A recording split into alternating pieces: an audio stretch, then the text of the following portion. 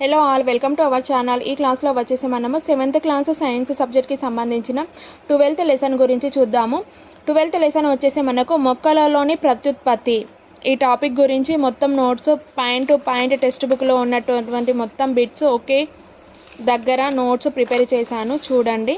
మొక్కలలో ప్రత్యుత్పత్తి వచ్చేసి మనకు మొక్కలలోని ప్రత్యుత్పత్తి అవయవం వచ్చేసి ఏంటి, మనకు పుష్పంలోనే ఏమేమి ఉంటాయి, పుష్ప భాగాలు, పుష్పాసనం, పుష్పవృంతము, రక్షక పత్రాలు, ఆకర్షణ పత్రాలు, కీలాగ్రము, పరాకోశము, కేసరదండము, కీలము, అండాశయం, ఇవన్నీ పుష్పంలోని భాగాలన్నమాట.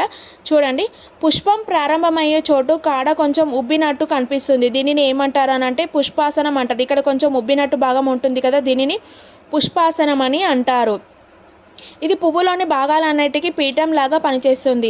పువ్వులోని భాగాలన్నిటికీ పీఠం వచ్చేసి ఏంటి మనకంటే పుష్పాసనం.